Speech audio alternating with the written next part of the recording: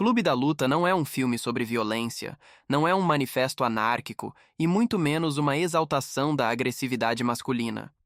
Ele é uma representação simbólica profunda do colapso da identidade construída pelo sistema e da manifestação de um arquétipo quando a consciência já não consegue sustentar o próprio vazio. O que está sendo mostrado ali é um processo de fragmentação psíquica, confronto com a sombra, desapego material radical e tentativa de integração da personalidade.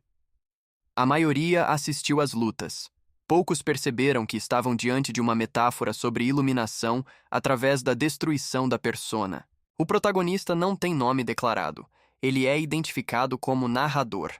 Essa ausência é intencional. Ele não é um indivíduo específico. Ele é um padrão.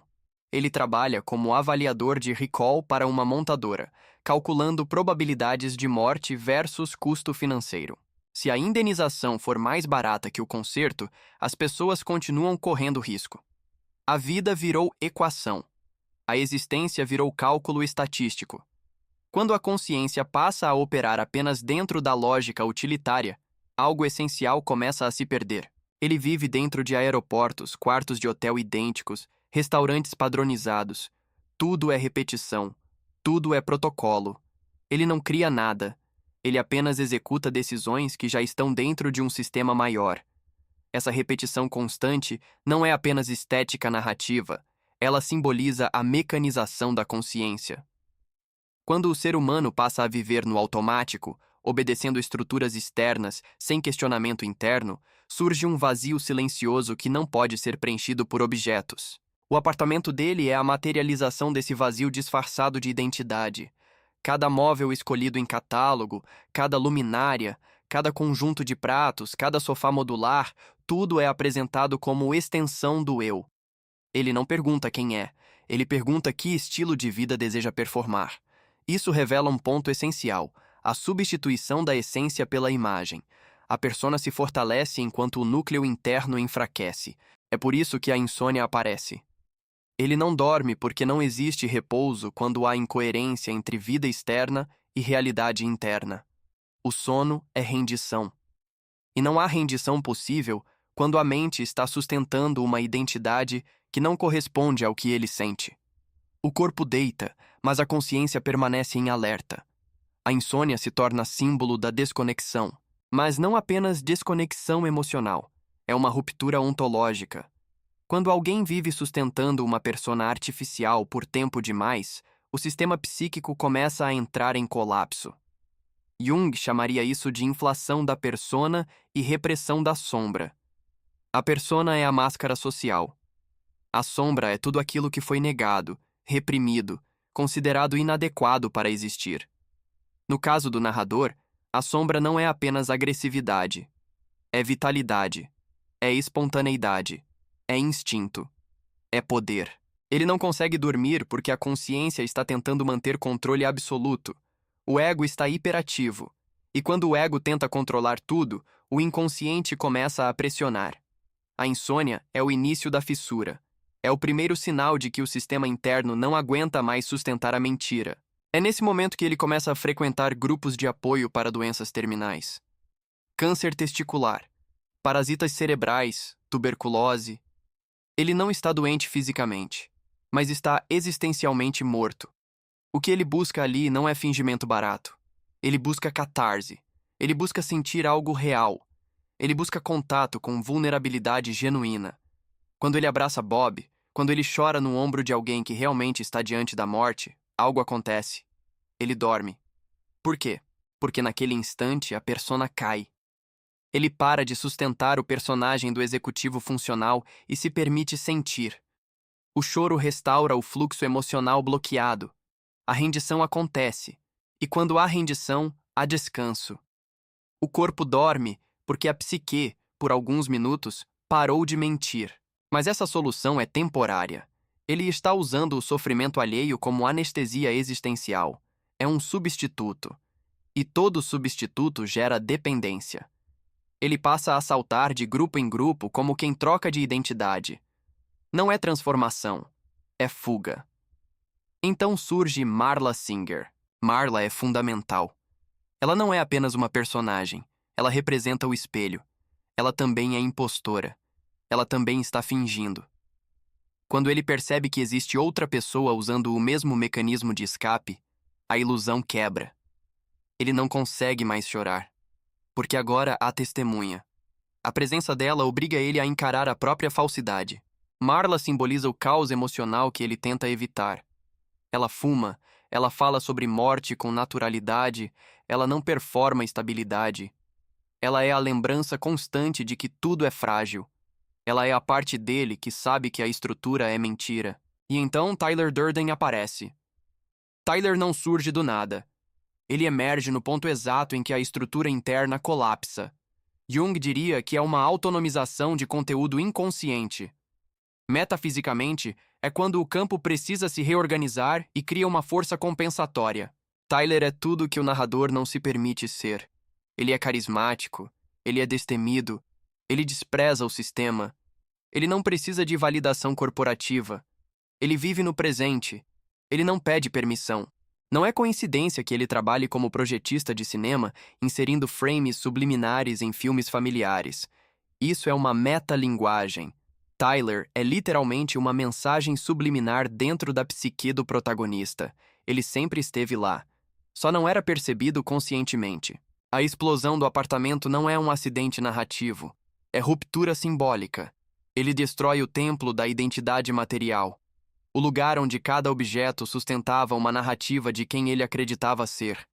Quando aquele espaço explode, não é perda. É libertação forçada. Desapego raramente é voluntário quando o apego é extremo.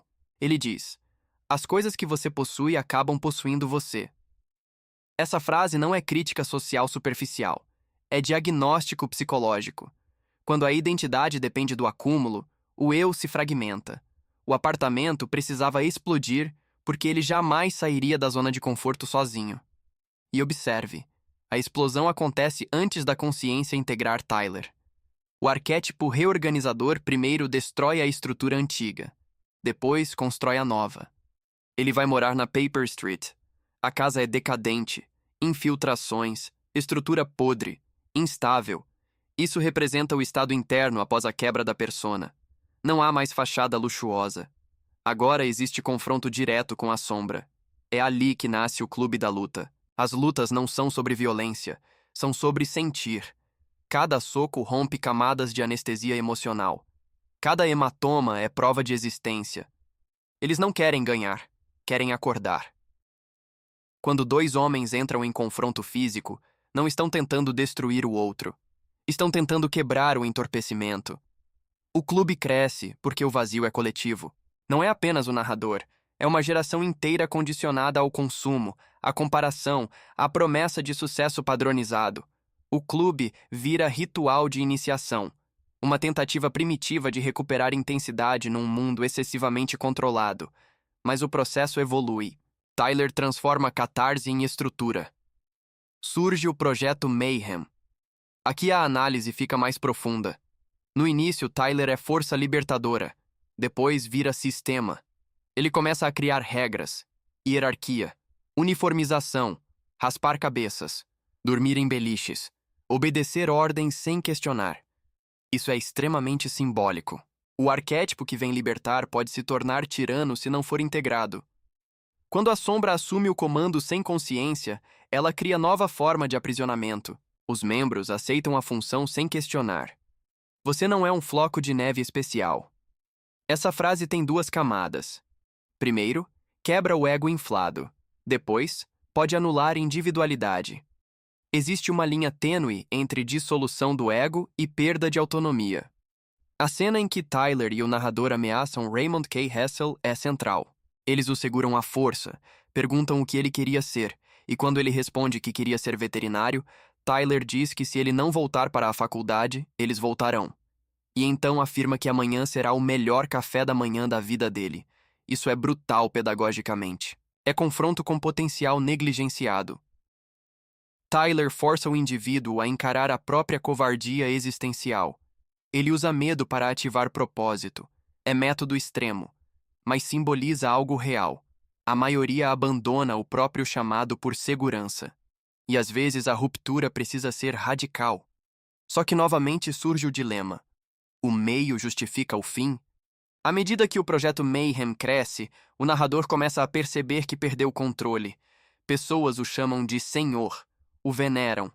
Mas ele não lembra de decisões, porque Tyler está assumindo. Essa é a revelação central. Tyler nunca foi externo. Ele é fragmento dissociado. É arquétipo internalizado. É a sombra assumindo autonomia completa. Quando o narrador descobre que ele e Tyler são a mesma pessoa, isso não é apenas plot twist cinematográfico. É metáfora de iluminação dolorosa. Iluminar é ver o que estava oculto. É reconhecer que aquilo que você combatia fora estava dentro. Ele percebe que todas as ações, todas as ordens, todas as destruições foram executadas por ele mesmo em estado dissociado. Esse é o ponto mais profundo do filme. Não existe inimigo externo. Não existe salvador externo. Existe integração ou colapso. Quando ele tenta impedir as explosões finais, está tentando recuperar responsabilidade. Ele precisa matar Tyler. Mas como se mata um arquétipo? Não se mata. Se integra. A cena final, quando ele atira na própria boca, simboliza o ato extremo de romper com a identificação com a sombra dominante. Ele não morre. Tyler desaparece, porque o reconhecimento dissolve a autonomia inconsciente. Ele segura a mão de Marla enquanto os prédios financeiros desabam. E isso é simbólico demais para ser ignorado. Os prédios representam estruturas de poder externo. Sistema financeiro, controle, valor baseado em dívida. Ao mesmo tempo, representam as estruturas internas baseadas em ego e consumo. Enquanto tudo cai, ele está consciente. Pela primeira vez, acordado de verdade. Não insone. Não anestesiado. Presente. A iluminação aqui não é sobre virar santo, é assumir autoria. O filme mostra um caminho perigoso, a destruição como ferramenta de despertar, mas também alerta sobre o risco de substituir uma prisão por outra. Sob a ótica arquetípica, Tyler é o arquétipo do guerreiro destruidor. Ele surge quando o sistema interno está apodrecido, mas se não houver integração com consciência superior, ele vira caos. Sob a ótica junguiana, é confronto com a sombra seguido de tentativa de individuação. Sob uma leitura metafísica, é reorganização de campo através de ruptura extrema. Sob uma leitura psicológica moderna, é dissociação causada por repressão prolongada. O que a maioria viu foram lutas. O que está ali é uma cartografia da psique em colapso e reconstrução. O narrador começa vazio, dependente de objetos, incapaz de dormir, emocionalmente fragmentado. Ele atravessa ruptura material, confronto com a sombra, catarse física, construção de identidade coletiva, perda de controle, revelação da dissociação e tentativa de integração final. Isso é jornada de consciência. Não é sobre violência. É sobre acordar quando a identidade construída não suporta mais existir. E talvez a pergunta mais profunda que o filme deixa não seja quem é Tyler, mas qual parte reprimida da sua própria psique você ainda insiste em projetar como inimigo externo? Porque enquanto essa integração não acontece, o arquétipo continua agindo no escuro. E no escuro ele sempre parece alguém diferente de você.